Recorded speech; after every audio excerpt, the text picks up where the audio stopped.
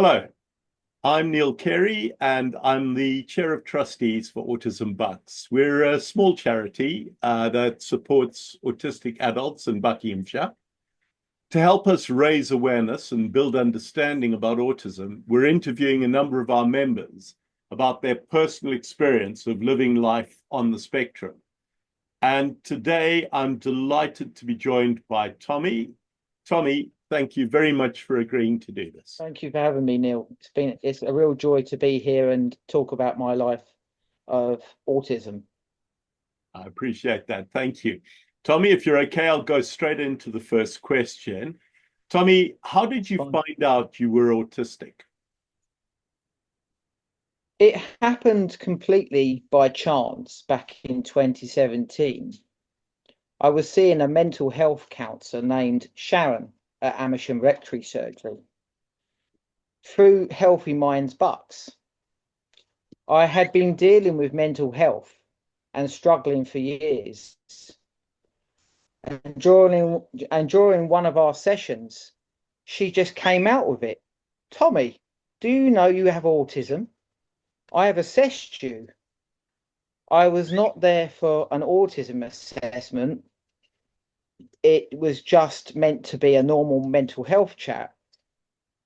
And thinking back when I was about 8, someone pulled me out of class to do tests with numbers, letters, and sentences.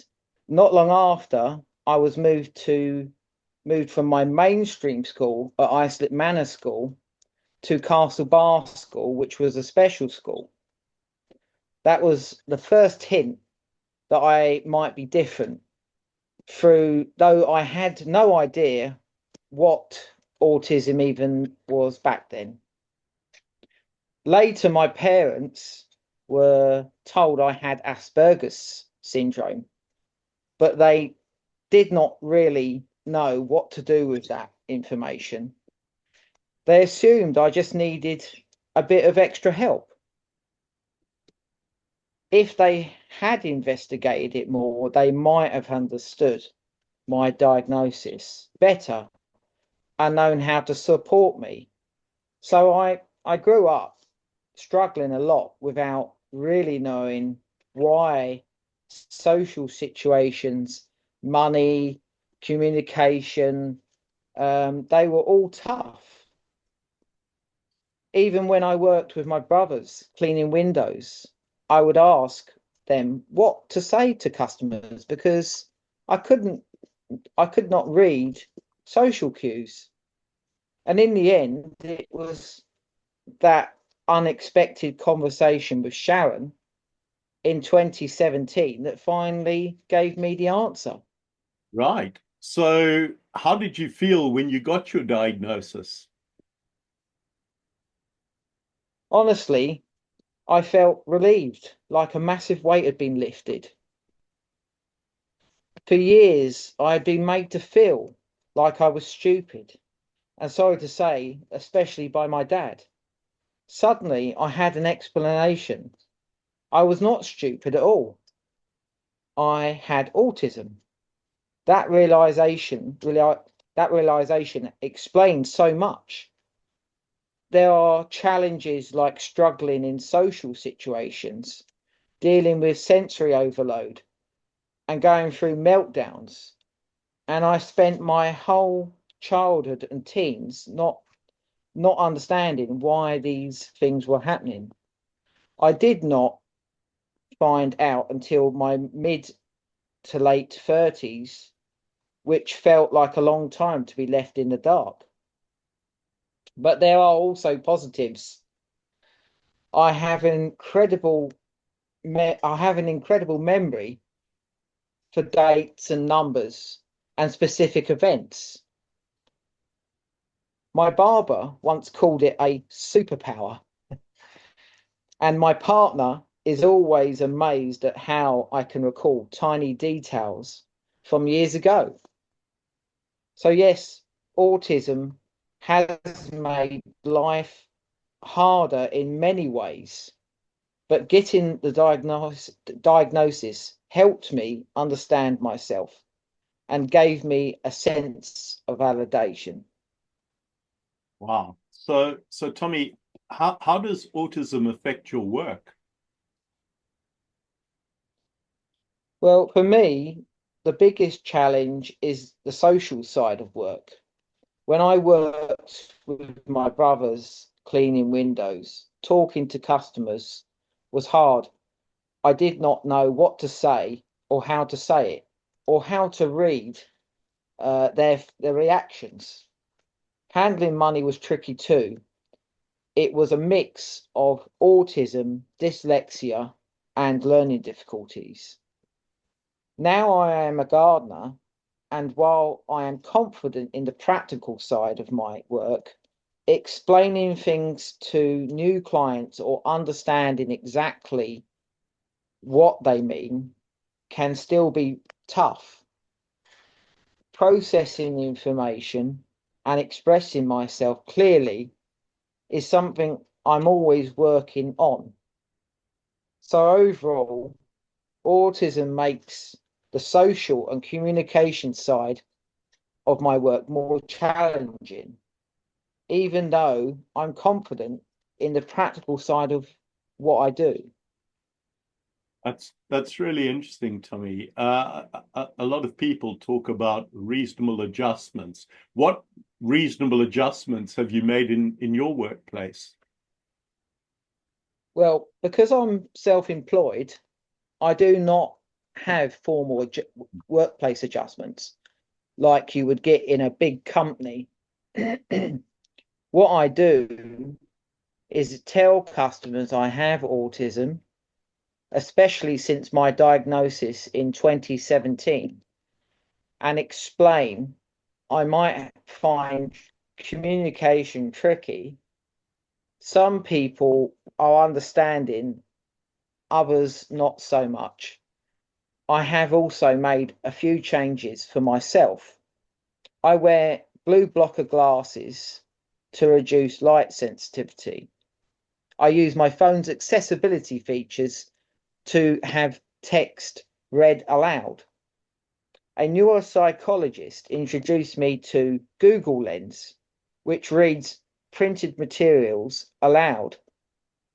Super useful, really helpful.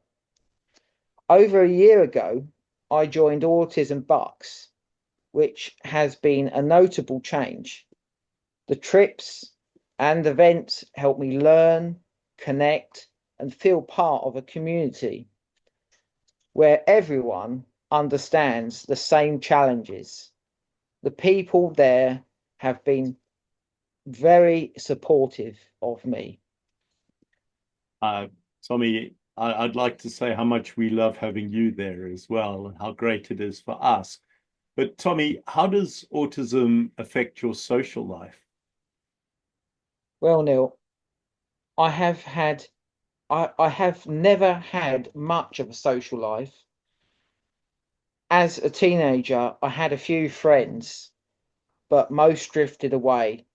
Only one has stuck around, my best friend Mark. Socializing has always been hard. I never knew what to say or how to say it, and I could not read social cues. I met my partner 16 years ago on an online dating site, and he has been my biggest support. He has helped me understand myself better and introduced me to autism support groups. Joining Autism Bucks has been brilliant for my social life. It is easier to talk to people there because we all get it. I have met some great friends through it, like Nick, Adele, and Chris, and it has made me feel less alone. I'm glad to hear that, Tommy. So, what are the biggest challenges you face day to day because of your diagnosis? Well, two things really: social cues and sensory overload. I struggle to follow social situations, even on TV or in films. I often must ask my partner, what is going on? Sensory issues are huge for me. Light, bright lights give me headaches, so I keep my phone dim with a sepia filter. In the evening, I use my blue blocker light glasses to watch TV. Sound, loud noises overwhelm me, so I wear my earplugs. Touch, scratchy clothing or rough textures are a no-go. I need everything soft, otherwise I'm scratching like crazy. Taste and texture, I am very fussy with food. On top of that, I had a brain injury 2 years ago, which made things harder. It affects my speech and has made my sensory issues worse, along with overloading of thoughts in my head. So daily life involves working around all of these challenges. Tommy, what advice would you give to someone newly diagnosed with autism? Well, Neil, see, it is a positive. For me, it took over 20 years to understand myself. If you have been diagnosed earlier, that is a huge advantage. It is your key to self-understanding and shaping your future.